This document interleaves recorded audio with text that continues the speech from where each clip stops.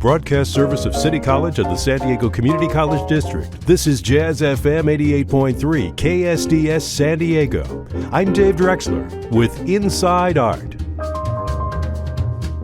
Support for Inside Art comes from the members of San Diego's Jazz 88.3. I'm Dave Drexler with Inside Art. Now through June 14th, the Old Globe Theater is presenting the San Diego premiere of the play that inspired the long-running Canadian television and Netflix series Kim's Convenience. This laugh-out-loud story of love, identity, and resilience follows a Korean-born Toronto convenience store owner who's raising his Canadian children with traditional Korean values. As the neighborhood he serves gentrifies and generational tensions rise, the Kim family's everyday struggles become a metaphor for a changing society. The Toronto Star calls Kim's Convenience a timeless, beautiful, and heartfelt ode to the immigrant experience. And joining me to preview his creation is the star and playwright of Kim's Convenience, Ins Choi. Ins, welcome to San Diego and to Inside Art. Well, thanks, David. It's great to be here. When you created this, was this based upon personal experience that was close to you? I think every writer writes from experiences and people that are close to them. It's by no means autobiographical. My dad, he's a pastor. He was a pastor of a Korean immigrant church in downtown Toronto. So, no, he didn't own a convenience store, but I've worked in many. And my uncles, and kind of at the time, this is like the 80s and 90s, all my best friends, all the Korean best friends, their parents ran convenience stores in Toronto. So it's kind of from there. And so you must have formulated some great characters after all these experiences. Oh, yeah. The church is full of characters.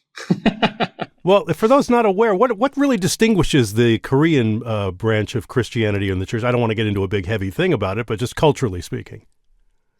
Well, I'm not quite sure how. I would assume it's similar in San Diego, but definitely in LA, New York, and Toronto, the Korean church was kind of like the hub of Korean, culture. That's where, at least, 20, 30 years ago, it's where the best Korean food was. That's where I went for, Korean language classes, where to learn taekwondo. So church was as religious as it was cultural when I was younger. I'm sure it's a similar situation here in San Diego, but couldn't say for certain. All right. Well, tell me about your lead character that you're doing, you're resurrecting here in this tour that comes to the Old Globe Theater. Yeah, I play the role of Appa, which is Korean for dad. He's kind of an old school guy with old school values in a new school world. We're actually on tour. So we've the new production started in Toronto, then went to San Francisco, LA, Boston, and we end the tour here in San Diego. And really excited to be here and to share this story with the people here. Now, have you directed this in the past, other performances, as well as starred in it? I directed the original. So I wrote this like in 2010. I finished writing it in 2010. And I sent it to all the theater companies in Toronto at the time, which are many. And they all said no. Either they couldn't hear it or I don't know. They knew me as an actor, but they didn't know me as a writer. And I wanted to see a Korean family on stage. And I wrote this, funny but heartful short play. And because I spent so long writing it, I just wanted to see it on stage once. And if that was it, that was it. So I entered it into the Fringe Festival, which is a do-it-yourself theater festival. I think there's one in San Diego. Yeah, currently running, as a matter of fact. Is that right? Yeah, you ought to check it out. Oh my gosh. We should do a plug for San Diego Fringe. It's a great theater festival because it's there's no gatekeepers. It's a lottery. At least the one in Toronto is a lottery. Some fringes, you have to submit. But so I submitted, I got in, I rehearsed it, and that was the only time I directed, actually, because I had no money. And so it was, what other hats can I wear? I was the producer, I was in the show, I played the role of the son in that production. But yeah, so I directed it then, and now I play the dad. It's been a long time, and I've aged some. So now I started as a son, and now I'm the dad. Well, I guess my point was you're able to also act as maybe an assistant to the director a little bit in interpretation for new cast members that come along. Yeah, no, the director, her name is Wayne Mengesha. She After the Fringe, when it was picked up by Soul Pepper, I went to her and I was like, "Do you want to direct this?" And she said, "Yes." We were friends before, and she's Canada's preeminent director, hands down. And so when this tour is going to go up, I reached out to her, and so she'll be here.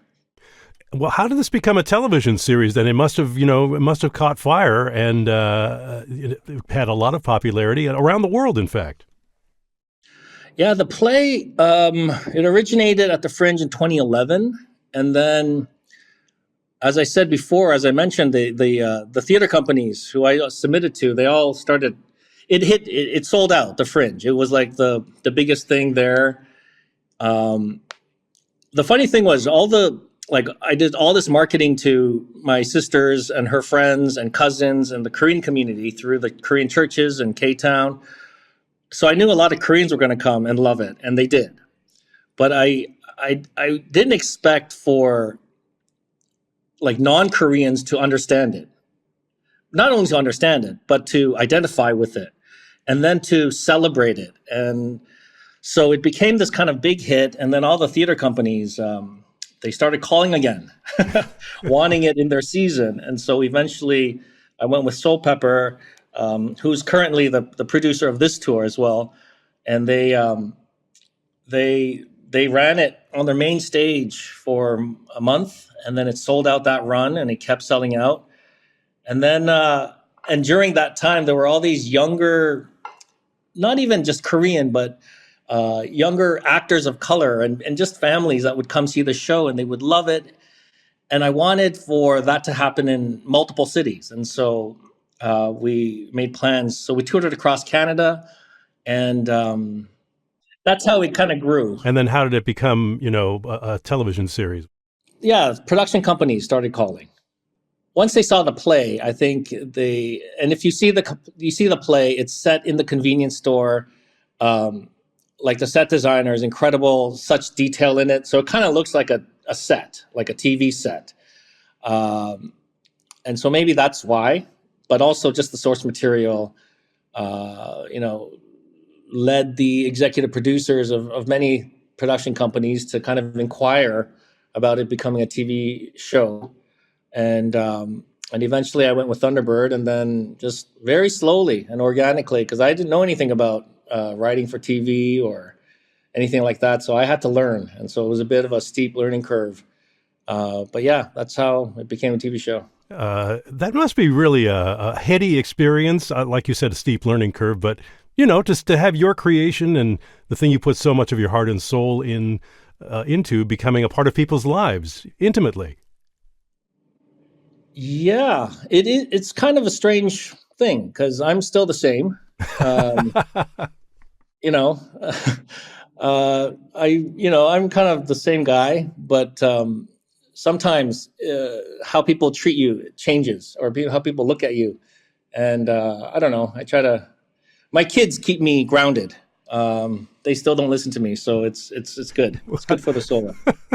Well, let's talk a little bit about your fellow castmates here in Kim's Convenience, running at the Old Globe Theater. The castmates. We have, I play Appa, Esther Chung. She plays the role of Oma. Kelly plays Janet, and Ryan plays Chung, and Brandon, he is in the role of Alex, among other characters. And we're just having a really great time. We're all from Toronto. Not all from Toronto. We're all from Canada. Some of us are from Vancouver. But we've been together, traveling throughout the country, enjoying beautiful sunny weather like this. I love it here. I've just been here a couple days. Took a walk down the waterfront, and it was just like, oh my goodness. Saw some, I don't know what you call them, but like military airplanes, Tomahawks, or I don't know what they're called, but it was quite a sight. All right. Well, I'm sure you'll have you'll get out and enjoy more of what we have to offer here in San Diego. What do you think? Well, as you reflect on the success of Kim's Convenience, what are audiences? What's kind of the feedback you're getting from non-Korean audiences? Well, Korean audiences and Asian audiences are,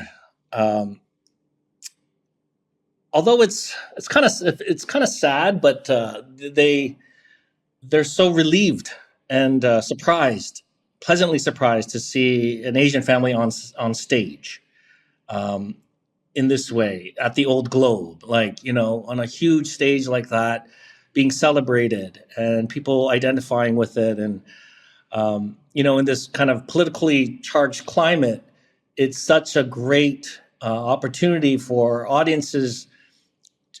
It's kind of a radical idea to have an immigrant family, a working class immigrant family on stage, just trying to get through the day, working hard, trying to, essentially express their love to their children, to their adult children,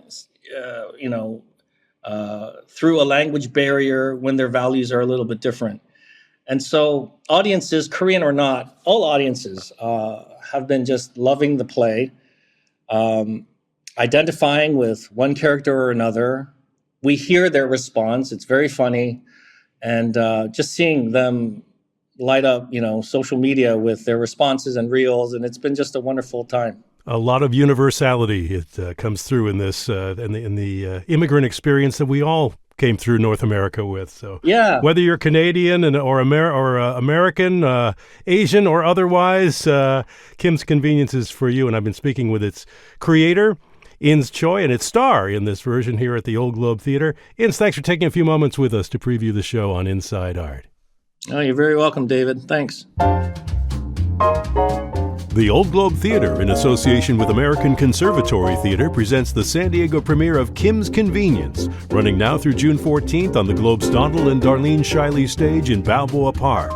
You can purchase tickets and learn more at theoldglobe.org.